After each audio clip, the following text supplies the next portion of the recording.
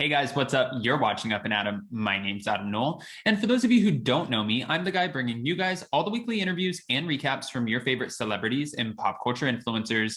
Now, today's no different. Today, we're back to talk about Garcelle addressing the gang up on Sutton. There's a lot to be said here and a lot apparently that was going on behind the scenes. We're going to jump into all of that. But before we do, you know how this works. If you haven't already, go ahead, smash that like button, subscribe to my channel, and hit that notification bell. Because, well, you don't want to miss anything we have coming up. Now with that, hit that intro. It's time for all your binge-worthy pop culture news. Welcome to Up and Adam.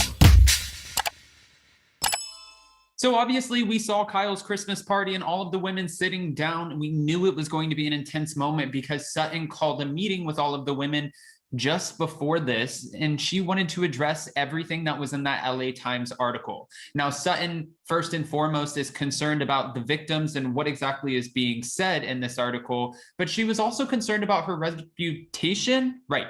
She was concerned about her reputation, and she was just letting it be known. I'm on the board of different ballet things and this and that, and I really am concerned how I'm going to be looked at after being associated with this scandal. I think that's completely fair. And Garcelle, she did have a lot of things to say about this, but most interesting, I guess, would be the fact that she's like, why the hell is Teddy here?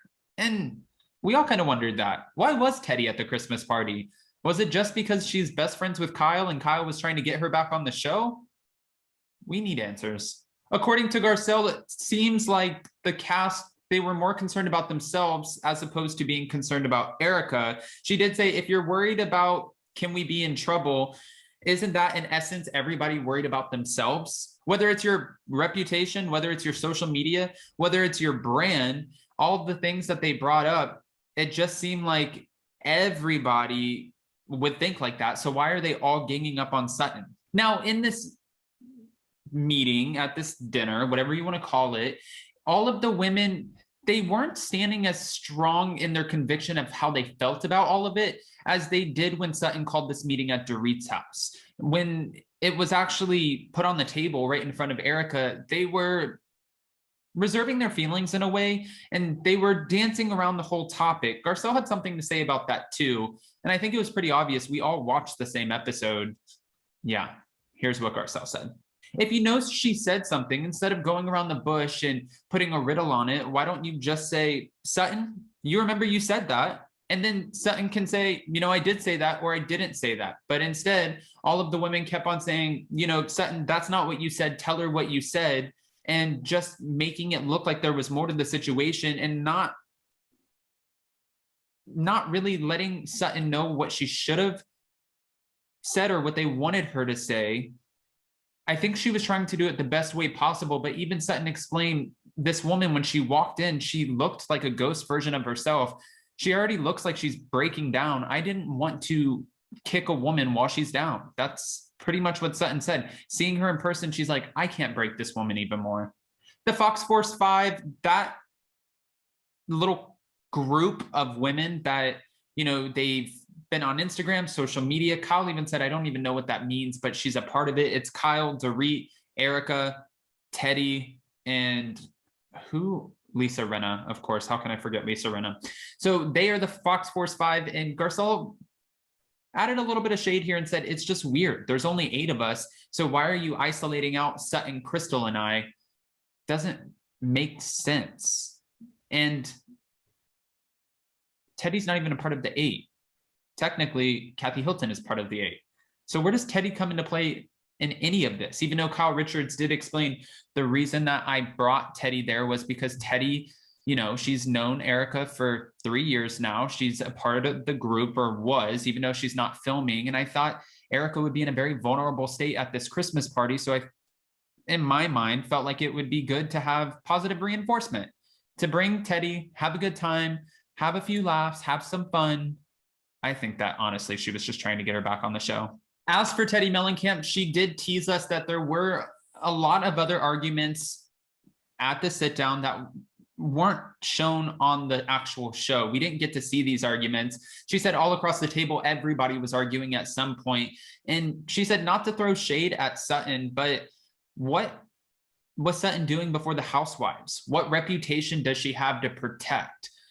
It kind of does sound like she's throwing shade at her, because at the end of the day, again, Sutton just doesn't want to blindly support something that has a lot of facts in it, has a lot of allegations, has, you know, a lot of scandal attached to it. She doesn't want to just support that and then be kicked off of these boards and, you know, communities or whatever she's a part of that she apparently has worked so hard to get into.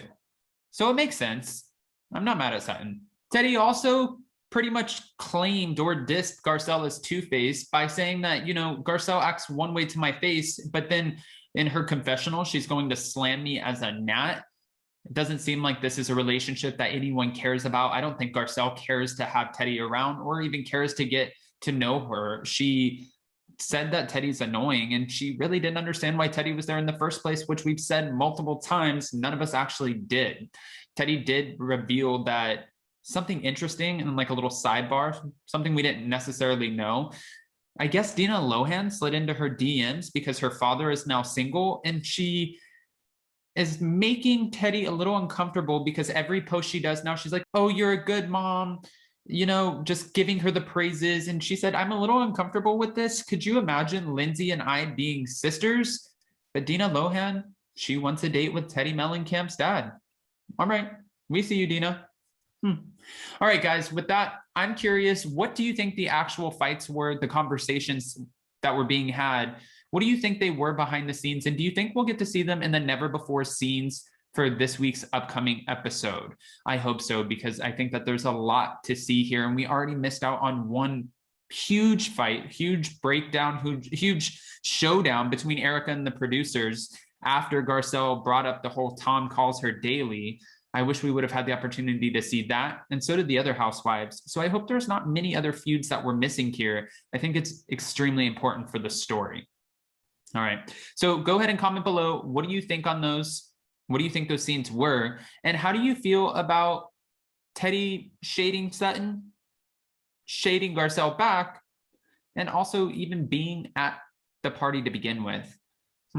So many questions to which I need so many answers. Guys, if you haven't already, again, do that. Take care of that. Comment below and smash that like button. Subscribe to my channel and hit that notification bell because, well, you don't want to miss anything we have coming up.